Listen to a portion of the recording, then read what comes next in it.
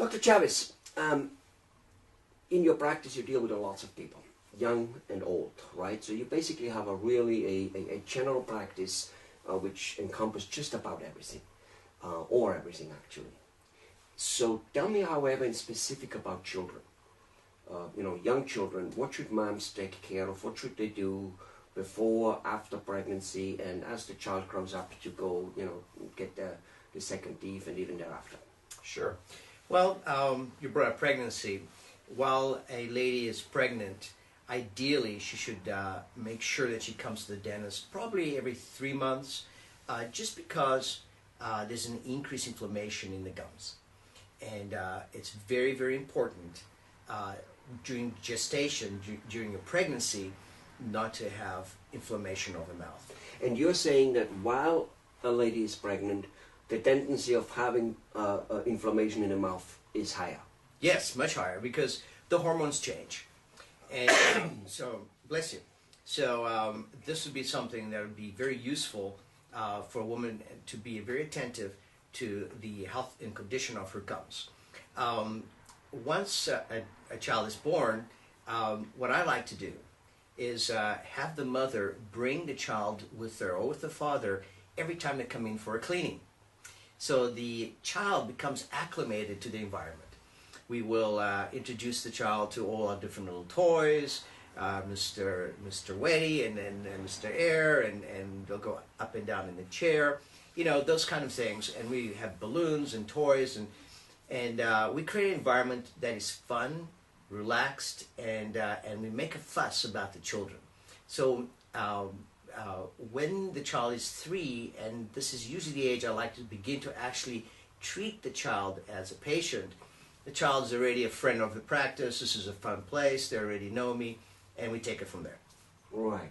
So you get them used to it. You know, so it's not like the first time they go to a dentist, mom says, "Well, be brave today because we're going somewhere where it's going to hurt." And, and then the next thing the next thing the child sees is a speed troll in front of his face. That's correct. Yeah. You know, children really are blank slates, and we impart to them our fears and preconceived ideas. So when a parent will refer to the child that comes to there and says, "Don't worry, Bobby, it's not going to hurt much," boy, that's a big flag. Yeah. So it's we got to be very careful, because we will many times pass on our fears to our children. Right. So if you're just a little careful with your verbiage, bring your child in, and ideally, actually, love to have the child sitting right on mom's lap. Mother's being treated, and the child's right there watching TV, hanging out, feeling what the mother's feeling almost. Mm-hmm. You know, hearing the sounds that the mother's hearing, the suction and the etc. Maybe playing with the mirror, doing things. Absolutely. Maybe even looking in mom's mouth. Oh, all of the above. Yeah. It just creates an environment that the child becomes acclimated and is non-threatened. Good. Now let's go to the child starting having the teeth. What should mom take care of there? You know, I hear lots of stories about, you know, some children have much more rotten mouths by the time of 6 than other ones, and it's not genetic. It's just apparently something the parents do or don't do. Yes. Well, a parent should attempt to brush the kid's mouth at least twice a day minimum, and teach them to floss. This is really important. The habits that your children learn in the early years usually carry through the rest of their lives. So if you're rigorous enough and disciplined enough to teach your child certain basic habits, and bring them to the dentist from an early age regularly, and make sure that every encounter that your child has with the dentist is a positive one. And here you may have to be the cop. If you're sensing that you know, your child may have 3 fillings, and the first filling is going kind of rough for whatever reason, you as a parent should maybe take the dentist aside and end that meeting that day with just that 1 filling. You don't want to compound the encounter and make it worse and worse, because then that will become an insurmountable mountain, become much harder next time to bring your child in. Right. So if you're sensing it's not going well, try end it.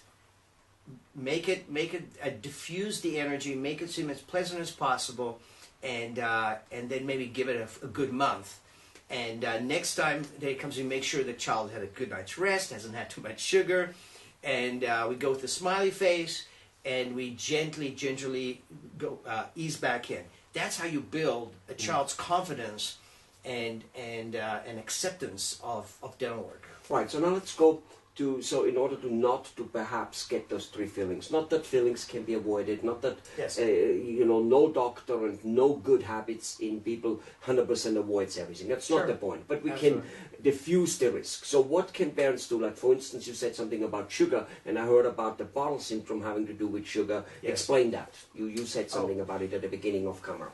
Yes. You know, unfortunately, some parents, I think this is happening less and less, will take a bottle of apple juice, for instance, and lay their child to sleep with a bottle of apple juice. Well, this will rot out the teeth. Same thing with milk. You know, you think that milk is good, and it is. But milk has lactose. Lactose is a sugar which breaks down into an acid that demineralizes the teeth and forms cavities. So it's really important that the last thing that enters that child's mouth before they go to sleep be a toothbrush and some water, and just keep it neutral, and no foodstuffs, no sugars, because they will just rot your teeth. Got it. Yeah. Now, is the thumb sucking in any shape and form a problem? Is it really, you know, some people say it is, and other people say it isn't. What's your viewpoint? My point of view, almost every child will thumb suck to some degree.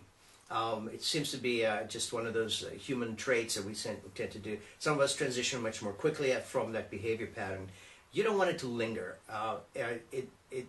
If you let it prolong, it could deform the maxilla and cause you other orthodontic related and even structural related issues.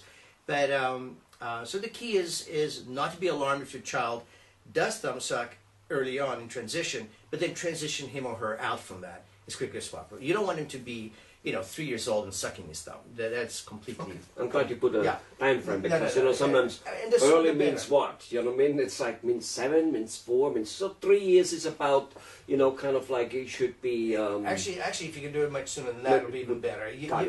Don't be alarmed if they do it. That's normal. Transition them out. Yeah, good. Okay. Because it can Absolutely. make your teeth crooked, pull them forwards or something, whatever it is you do with whatever the kid does. Absolutely. Remember, in that young age, they're very malleable. They don't really, their bones are more like just hard cartilage. Right. And it doesn't take much force to actually deform them. They're like Play-Doh at that stage.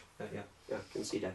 All right, now, as then a child grows and the transition comes from the first teeth to the second teeth, Correct. Shed some light on it, because my father used to pull teeth out on me with a little string, or he just took it with the finger, and I'm not even sure whether I'm imagining it or not, but I think he took a plier once. He is after all a mechanical engineer. And the basic attitude I remember was this: those teeth come out anyway. Why bother about saving them? Why bother about getting drilled, which, especially in my time, still might have hurt a little bit. It's not advanced like now, and most likely it costs some money. Yes. So all of the above. However, how much do parents have to really take care of the first teeth and keep them tipped up, even though they come out? For two basic reasons. The first reason is if you don't keep them in good repair, your child may develop an abscess.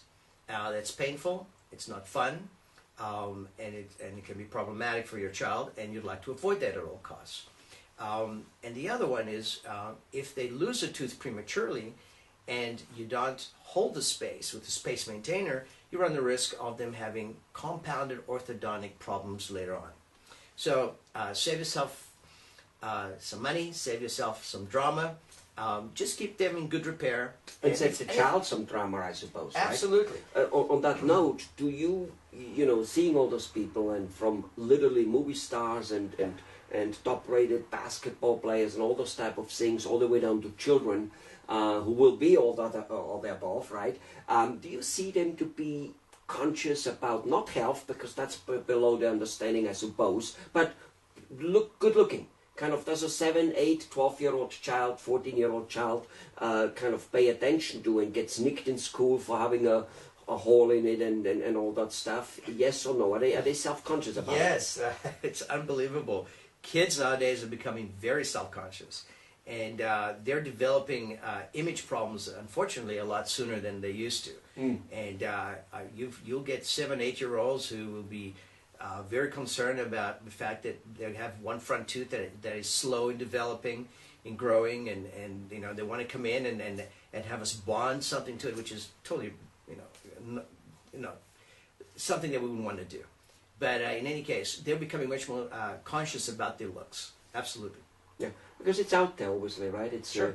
This image building with pictures and with videos is so out there, so they become aware of it, right? Correct. So they all become little Yeah, they all- Shearies.